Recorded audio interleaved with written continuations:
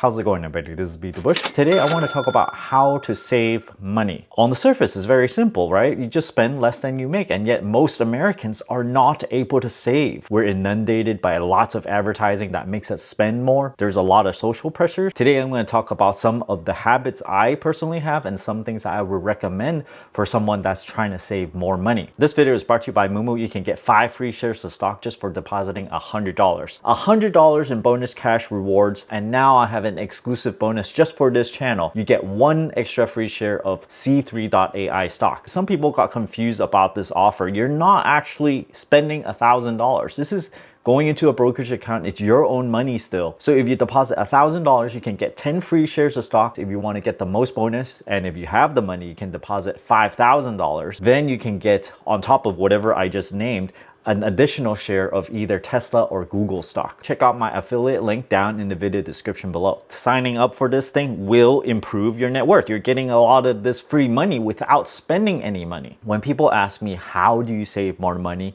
The first thing I tell them is to track your net worth. It's sort of counterintuitive in a way because you're just counting money. You're not counting paper money or anything. You're logging into all your financial accounts one by one and then importing those numbers, how much you have in your savings account, how much debt you have in your student loans. But the act of tracking it will really sink into your mind what is actually increasing your net worth and what is decreasing it. You have student loan interest that decreases your net worth. You have depreciating assets. For example, if you track expensive items like a car or some doodad gadget that costs $3,000, and every single month you see the value of these drop down a little bit by little bit, then you start to really understand that when you buy those things, it's not adding to your net worth, and you might have to be more careful about it the next time you buy something like that. And after months and months of tracking your net worth, you might start to notice that some things actually does not decrease your net worth. You might buy it for hundreds of dollars, but then maybe it's reducing your spending by, let's say, $30 a month. And at the end of 1 year, well, it's like break even. So this is the reason why I do not hesitate at all to spend hundreds of dollars on anything that I deem will pay for itself. This includes a $300 meat slicer or like a $500 espresso maker. You can't just say, oh, BeatTheBush just says, you know, as long as it will pay yourself back, you can just buy anything you want. After you buy it, you actually have to use it in such a way that pays yourself back. You can't just buy the item and just let it sit there. It has to displace the money that you would have spent. On my Patreon, I do have a link to my net worth spreadsheet. You track it once a month. You put in all your information in one single column, and after you build it for about 12 months, you would get a very nice net worth graph. You can see it start trickling upwards. As I've built this spreadsheet over a span of 10 years or so, I keep on adding features to it so that it makes a very nice graph so that you can just take one look at your net worth and go, okay, yeah, it's doing fine right now. Of course, if you have a tight budget, you can definitely go and build your own net worth spreadsheet. Why don't you use an app to track all of it? You don't have to spend all this time to do it. I don't like to put all my login information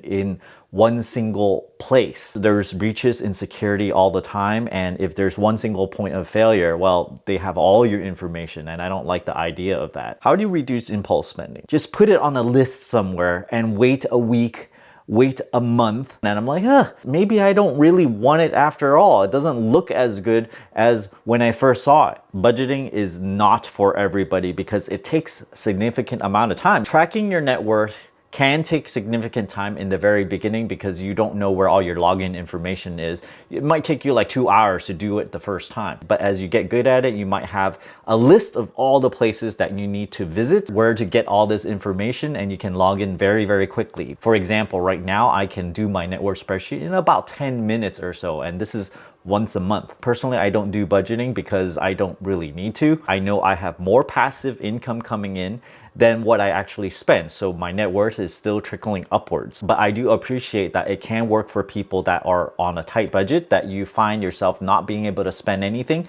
You don't know where your money goes. Therefore, you need some practice on figuring out where your money normally goes. I remember I did this a few times where I had $100 in my wallet, and a few days later, poof, it's just gone. And I don't even know where it went. Some people like to convert to all cash only because they have a spending problem. If they run out of money in their wallet, it serves as a stopgap. It's just like, there's no more.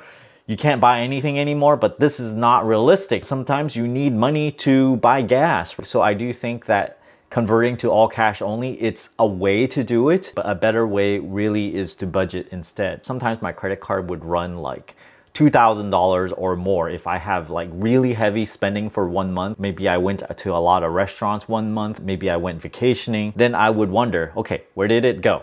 I would go track down all my credit card bills and categorize everything and see where all my money went. One way to really tamp down on your spending is to list out what your bare bones spending is. How much is your burn rate per month if you spend nothing on luxuries at all? Everything is required. When I say required, some people have a varying definition of what's required. Some people might say $90 wireless bill is an absolute bare minimum, but my personal wireless bill is $20 a month. My bare minimum is probably a lot lower than a lot of people. Right now, it's only around $20,000 of spending per year, but I don't really suggest everybody to try to spend the same way I do. It might not even be possible because I'm in a certain type of financial situation. Everybody has their own standards. It's important to just spend less than what you make. The more you make, the easier it is to save as long as you're not spending all your paycheck. If I only make 25K a year and I spend 20K a year, I'm essentially not gonna save any money at all. But if I keep the same standard of living,